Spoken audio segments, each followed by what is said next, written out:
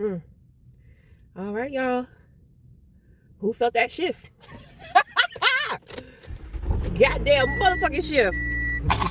And a salad so crisp it snaps. Okay. So, I got somebody's energy on me. I think it's my sister.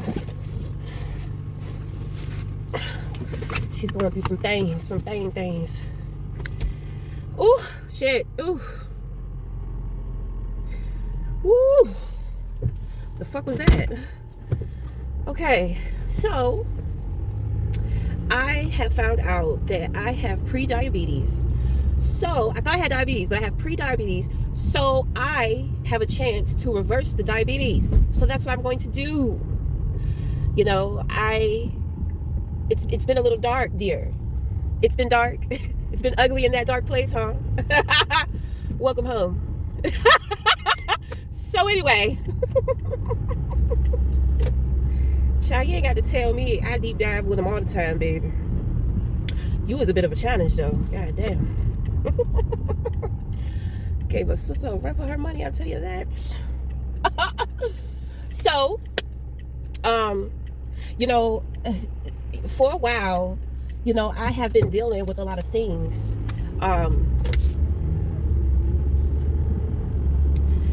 Like, you know, ever since I stopped smoking, I'm trying to tell you, I just feel like my whole world has been taken away from me. I don't know, because I like smoking. You know, I still don't really understand why I like smoking so much, but I guess it was my own sense of independence and comforts when during the times of isolation and dealing with the challenges. You know, I've had to deal with some very hard challenges, and I've had to deal with them and bear it alone with everybody against me, you know, of course, except for my son, but with having to protect him too. So, you know,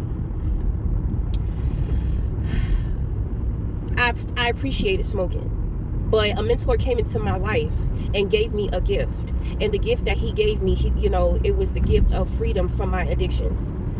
Okay, so, you know, very powerful gift, very special gift. And, you know, I'm not going to relapse, but at the same time, I'm not going to be controlled neither. You know what I'm saying? Because sometimes we try to stay away from something so much because it's a fear-based program that, oh, you know, it's like a restrictive program. You know, what's that?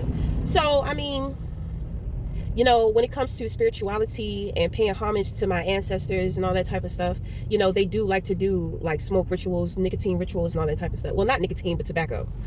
So, you know, I would rather be able to face temptation and to be around it than always running away from it. Some temptations, it's just like, oh, bitch, get out of the way. You know what I'm saying? What is he doing? So, I just been really struggling. And there's been a serious void, a very serious void. And I thought that getting a job would help fill that void. Like, oh, I'm creating, you know, a new life for myself. You know, I'm reestablishing financial independence once again. You know, I'm going to have a little bit of a social life. I felt like when I got paid, you know, I thought that I would feel some type of upliftment, you know. And my thing is that it has nothing to do with the amount, because I mean, I get paid a decent amount, and I don't have to do any hard labor. I don't have to do, you know, hard work. It aligns to me very well, you know. Then on top of that, I mean, it's not hard labor at all. So, you know, I would think to myself that should make me feel something. And when I got my check, you know, I just didn't feel anything. I'm just like, oh my God, I'm panicking because it seems like I'm such a creator. I consider myself to be such a creator, but it's hard for me to create. What is that? It's hard for me to create, you know, this newfound life of mine, and trying to stay away from this void. So then on top of that, with the pre-diabetes, I was conflicted because I'm just like, oh shit, I'm about to just go vegan again, you know. But at the same time, me being a vegan worked out for me because I wanted to be a vegan at that time. I don't want to be a vegan. You got to be true to yourself. If you don't want to do some shit, it's not going to work for you. You got to want it, you know. So I did some research just on how to reverse preset diabetes and just different options. So I decided to take on a Mediterranean diet, and that has actually brought a lot of joy to me unexpectedly. Because within the Mediterranean diet, it's like I get a choice. It's like I can be vegan, I can eat vegan, and which means non-meat. I can just eat non-meat, and then I can also eat meat too. You know, like sometimes I hate the either or. It's like it's either this or it's either that. You know, I'm just like, you know, that's too restrictive. Being a vegan itself is it's a very creative way of living. It's, you know, it's very creative, it's very authentic, but you know, for one, I have other people to consider, like my son. Yes, I'm working, but I'm not working enough. I'm not working consistently, you know, in a way to where I can support my diet, my eating habits, and still be somewhat providing for my son and my other needs, you know.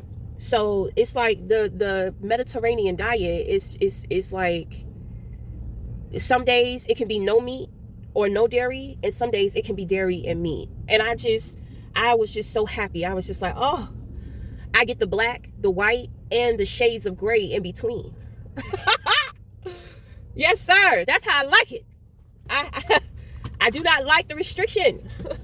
I don't like either or. I can do whatever the fuck I want to do, but still, I want to have fun with what I do too. He better not creep up on me. Okay.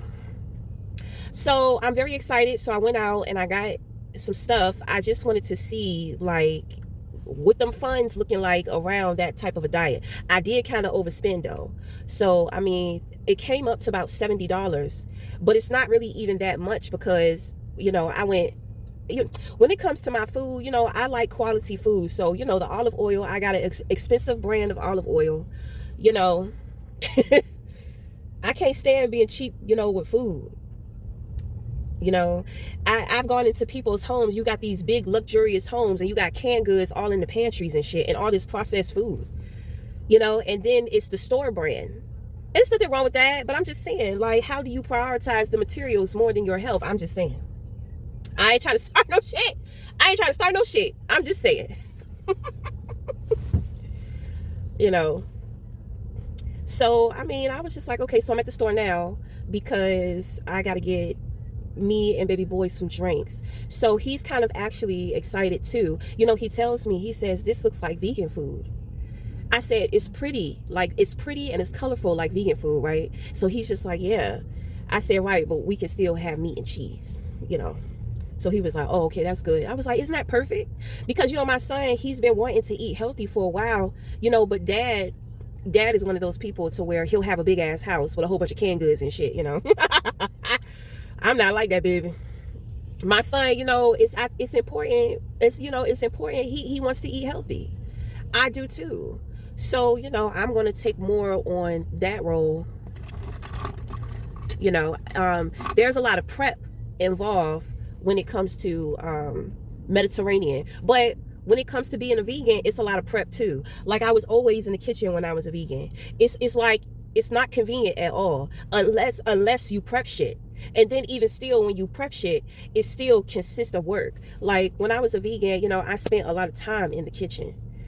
You know, I wanted to get a juicer, but I'm gonna have to wait. I'm gonna have to wait because I've had to, you know, dish out. I've had to dish out quite a bit for baby boy's birthday.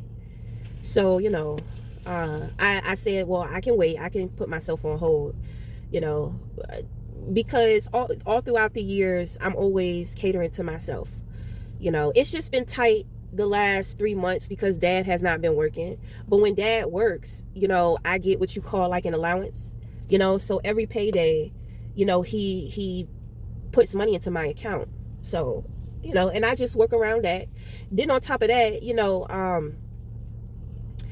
if I ask him for something, if I want something, you know, he will provide it for me. You know, luckily, I don't need a lot. So, I mean, he appreciates that. So, and then when I do ask for stuff, when I'm upset or bitching about stuff, it's about household products. You know, we've had many arguments to where he's just like, stop spending your money on the house and decorating the house and doing this and that. And I'm just like, you have to show appreciation for where you're at. You have to be grateful for, your accomplishments. You don't take the initiative to do that. You just work, grind. So to balance out situations, I take care of your material things. And, I make certain upgrades to the house. He'll complain about it, but when it's all said and done, mentally, it's a relief to him. Child, that's why I'm paying his ass no mind. I just be like, I don't know what... why. It's like he just got to say something. So I'm just like, well, okay. You just got to say something because you tripping. And then, sometimes it's just like, well, why did you do it? Why did you go get that? I was going to go get it. Okay, well, now you don't have to. If you want to reimburse me, then you can. But remember, you got to put gas in the car. Right. I benefit from the car too. I be thinking about everything. Cause he act like he's so worried about money and he cares so much about money, but I'm on the outside looking in, and he's the breadwinner. He's the only one at the time for years that have been bringing in money. So I'm watching where the money is going. Then I'm thinking about everybody within the situation. Then on top of that, he got his certain ways of thinking and how he want to do things. This and that. But let me go in here and get baby boy stuff. Right. Okay. So supernatural experiences have definitely been off the chain. I already spoke on some of it, but these are a few of my favorite things. Oh, what's going on? So it's been definitely weird. Like, I don't understand why I keep having dreams about 50 Cent. What's up with the dreams? My thing is that I'm gonna do my dream magic protection tonight. Because I can't tell if these dreams are organic or if it's spellware. It's like the consistency of it. It's like somebody is interfering. But the way in which that the dreams are playing out is natural. But motherfuckers know they cannot be too consistent within their intentions with the dream magic. So it's like things like ever since last night, I had an experience last night. Somebody needs to tell somebody how they really truly feel. So the thing is that, I don't know if this is him or not. I don't know what the fuck is going on right now. All I know is that there has been a fucking shift, and I'm trying to work it out because whoever is here, I'm going to be doing work on them, right? So certain things we have to talk about and we have to bring to the light. So, last night is kind of like what a motherfucker want to say, what they want to say. For one, they've dealt with a lot of people and they've had a lot of different feelings and they've experienced, like different things from different people when it comes to the Department of Love. This is a very powerful person, but when it comes to a certain love interest that they have, there is this great heaviness, The heaviness is I can't live, it's like I cannot live without you. In a nutshell. Okay? So I had to sit there and I had to empathize because I'm just like, somebody needs to fucking cry. Just cry. Because you need to accept how you feel. Because with you trying to hold back, with you trying to hold on, with you trying to resist, it's killing you on the inside. Because I'm just like, I feel resentment. Well, me personally, so I'm going to tell you because we was trauma bonding. So I'm going to tell you personally, I don't want any more spiritual, like romantic spiritual connections. Okay? So whoever I'm connected to is kind of like, it's very powerful. So it's like overpowering me. In the spirit, I'm very powerful. So I'm just like, but the power that I feel is real heady. you know, it's real egotistical, because there was an energetic exchange, and it's like this person gave me their power, and I was like, take it back, it's too much, okay? Because the moment that I received it, it went straight to my head, and it just felt egotistical. It felt calcified, you know, it felt mean, it felt gritty, it just felt worn out, you know. So I'm just like, oh no, I don't want this, I don't want that type of power, you know. So I gave, you know, I alchemized it and I gave it back, okay? I said, okay, well, now I can understand, you know, where this person is coming from, and, you know, I can empathize, you know, with the struggle, you know, with how hard it is for them to kind of break, you know. So I told myself, I'm just like, I don't want to develop resentment because you're not here. You know, I don't want to do this spiritual shit. I deserve a real relationship with a real person.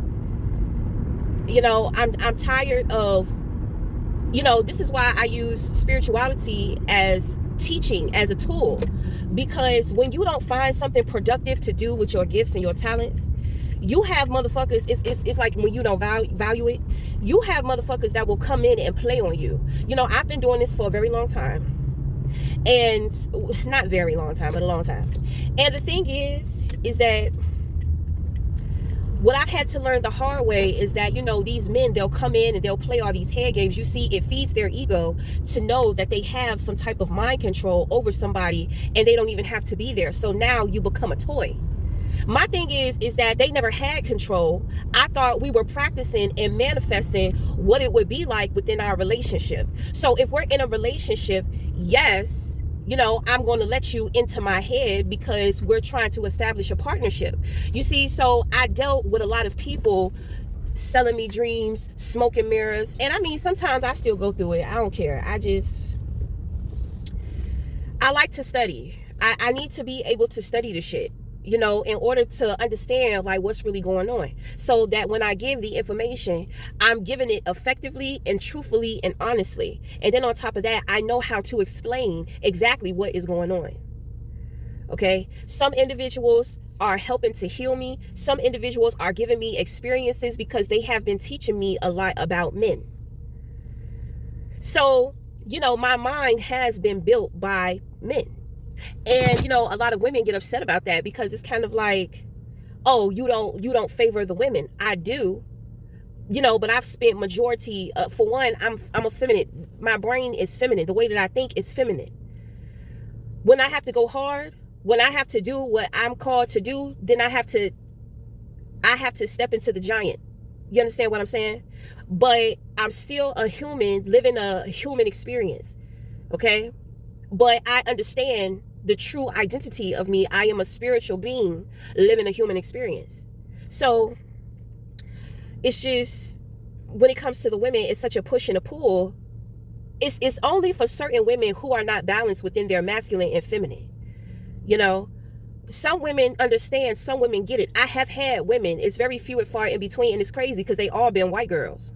You know, I've had 2 black women, you know, but a lot of women that have passed on to the other side, or a lot of my female spirit guides, they are the ones that are more so with helping, you know, like with my femininity, with bringing me the balance. So, you know, I get a lot of building from the men, but I also get a lot of healing, nurturing, and reminding of who I truly am from the women. And it's like I said, it's more so of the spirits. These are the grandmothers. These are the mothers. Okay.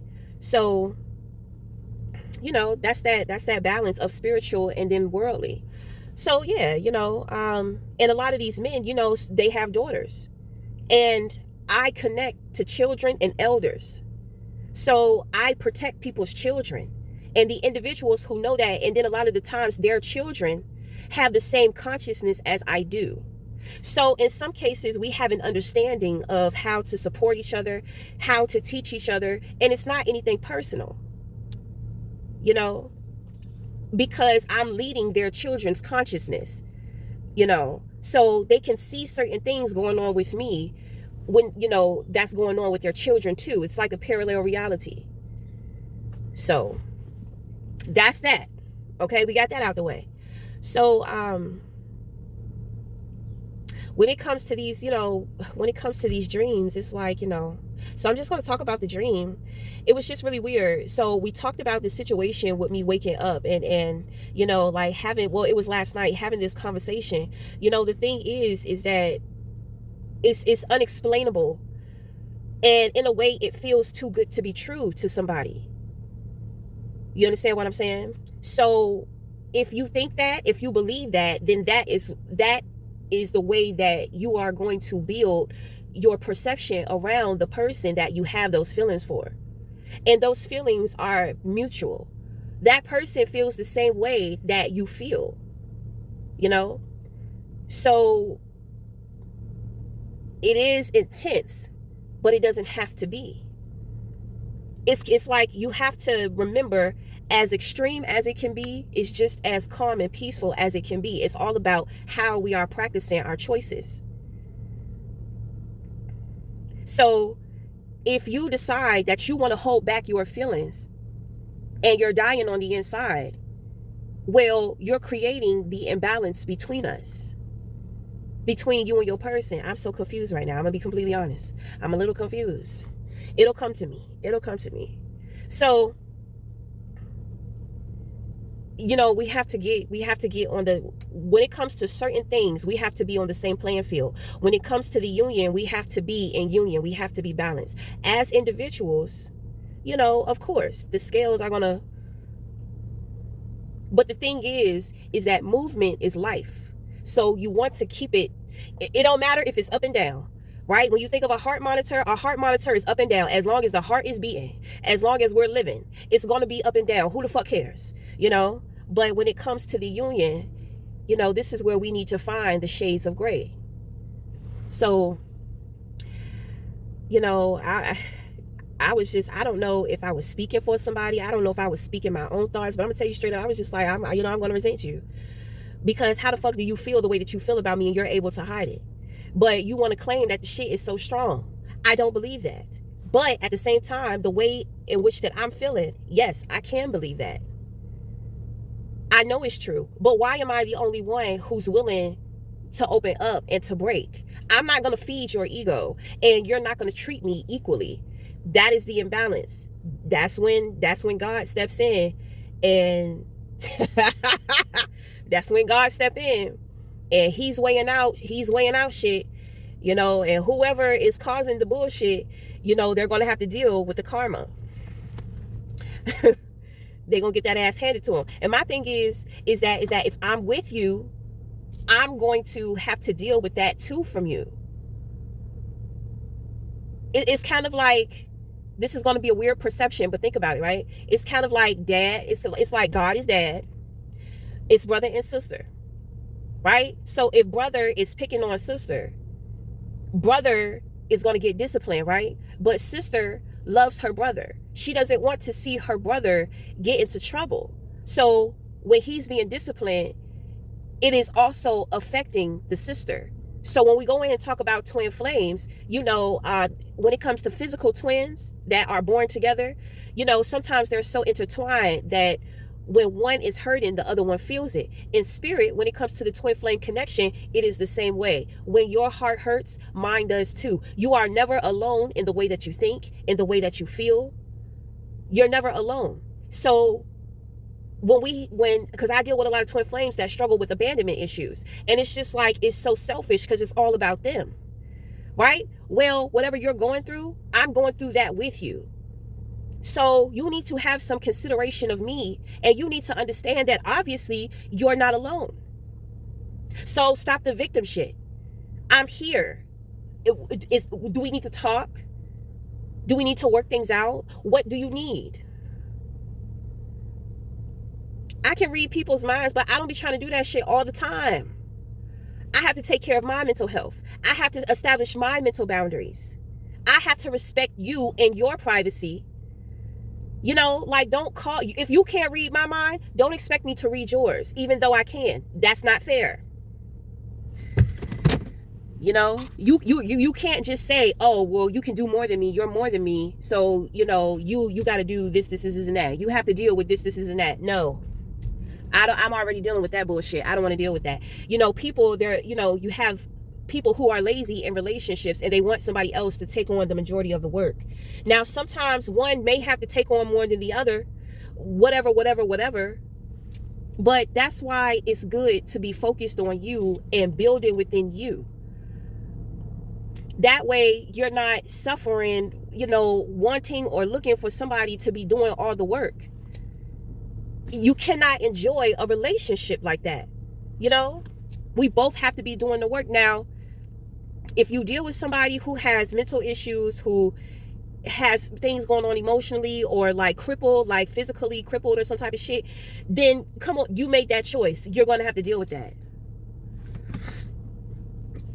You know, there's this guy and you know, he's in a wheelchair and, you know, he wants love. He's always looking for a woman, right? And I'm just like, good for you, brother, because you definitely deserve it. But then when I start paying attention, I'm just like, man, with all the shit that you got going on, you still a man. It don't matter what condition you're in. You still a man. If you're providing, if you're doing this, if you're doing that, if you're going to be taking her on trips and all this type of stuff, then she's really not going to be able to enjoy you unless she loves you. When you love somebody, it don't matter. You know, it's an honor to do it. It's a privilege. But the way that he's selling himself as a man for love, you know, he's selling himself as a provider.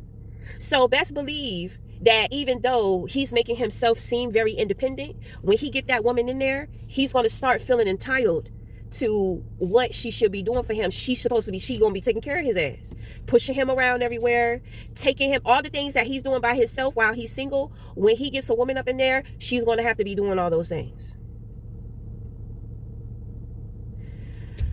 You know, he you know, he's out here and he's doing his thing on the phone and all that type of shit. Best believe, you see, he paid people to do that. Best believe when it comes to his woman, he gonna have her ass doing that. So you have to understand that when it comes to lack within certain people, yes, you have to be willing to take that on. But when two individuals get into a relationship together, you know, and they're in good shape, good mental health, emotionally is there, you really don't have any excuse. The hardest part is going to be maintaining it, you know, doing maintenance work on the relationship. Relationships are, you know, it's a challenge. It's kind of tough. So, you know, you have to be willing to put in the work. That's why I say some people, you know, people are looking for relationships for a reason.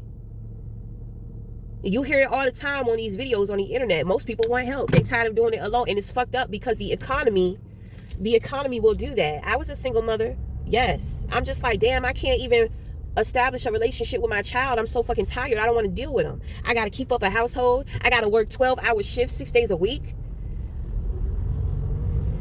That shit crazy. Got to pay for daycare.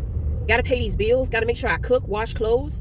So I understand, you know, I understand. It's hard out here. It's hard out here.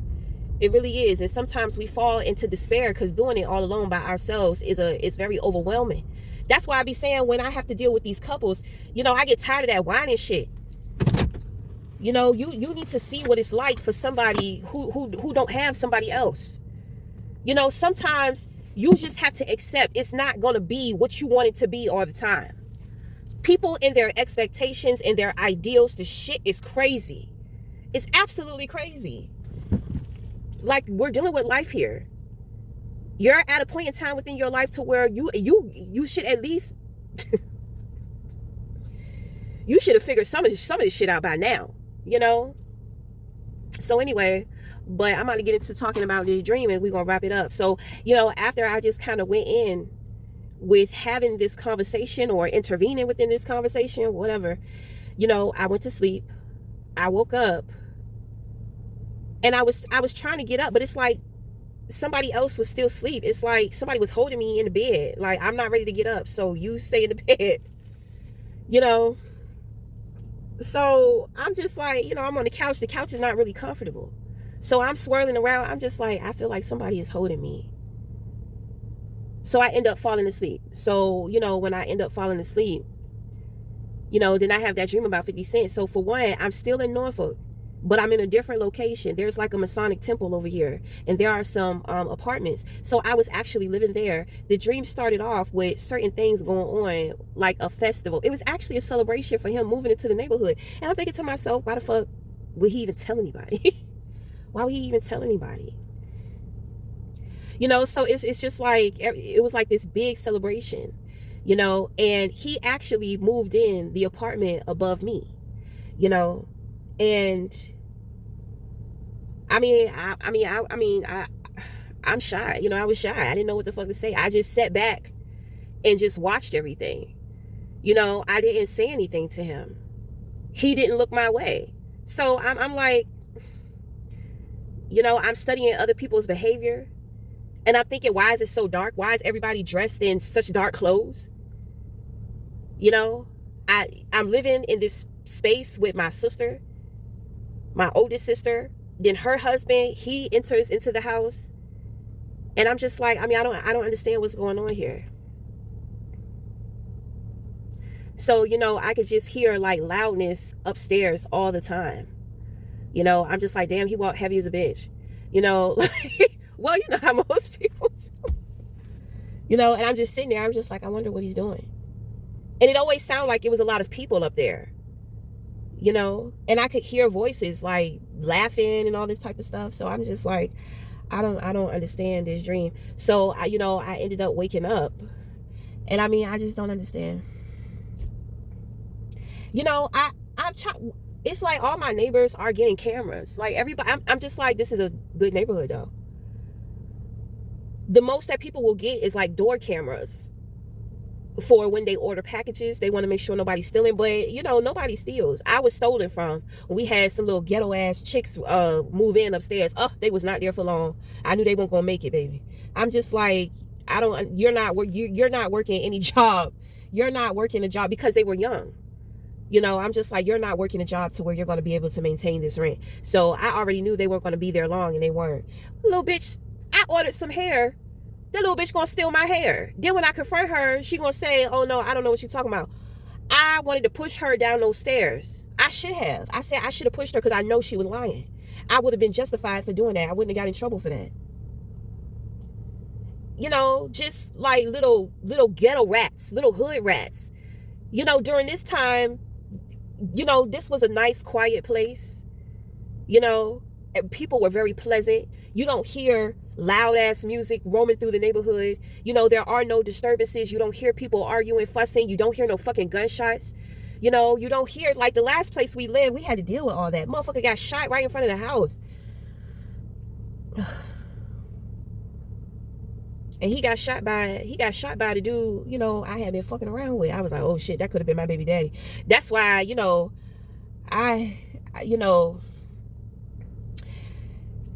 because he was messing with another girl out there, and her man was in the military. But see, my baby daddy, you know, he was good to that guy.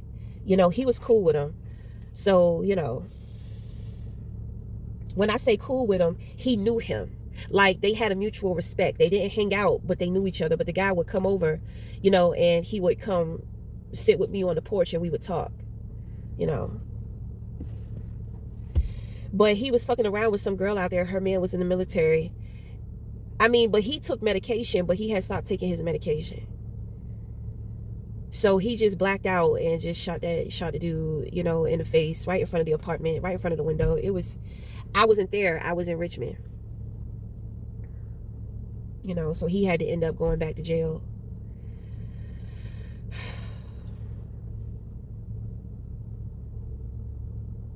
Wow, I haven't thought about him in years. I hope he's doing okay.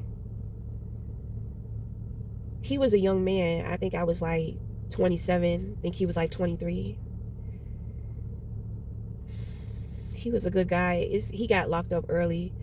And when, you know, he got locked up, and you know, when he got out, he asked his mom, like, well, while he was in there, he asked her why she never wrote him. And she told him black people don't write letters. Like, that shit just did something to him, you know. I was like, I understand. So, you know, I'm always taking in the wounded strays, you know. But anyway, damn, that's fucked up. I've been hoping that he been okay. You know, I used to have a lot of friends in jail, and I used to put money on their books, and I used to write them. My baby daddy would be so upset, but you know, I knew these guys before him, and I like writing. You know, I like looking forward to receiving that letter. You know, I didn't like the visits though. I was just like, I don't want to visit you because them damn dogs be sniffing my vagina all the time. I don't like that shit. And then it's not conjugal visits anyway. But you know, I had one friend, and he was so sweet. He was so sweet. I couldn't believe, like, when I would go see him, he would melt like candy and make me a lollipop. I was like, damn, you know, you're being considerate of me. That was so nice. It'd be the smallest shit, man. You know, you're in a situation to where you really don't want to be in, and you know, I'm pretty sure that there's a lot of challenges that you got to go through daily, not just with dealing with other people, but more so of yourself. And when I come up, you know, you're thinking about me. Because usually, you know, they'll get people to come in there and they're just like, you know, go buy me something from the vending machine, buy me something from the vending machine. But, you know, he was thinking about me. I was like, wow, that's real nice. I don't know why I feel so emotional. Ooh, oh my God.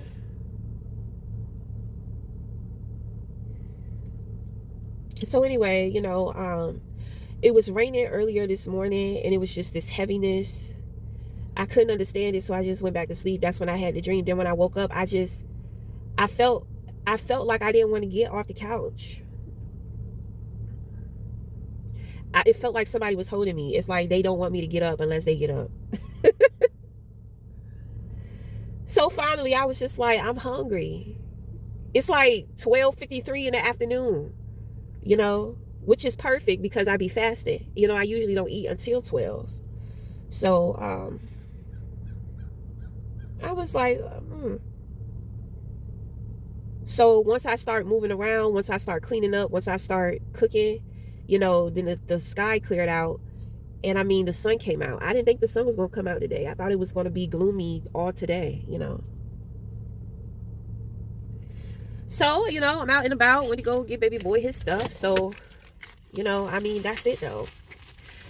I need to figure out what really the fuck is going on.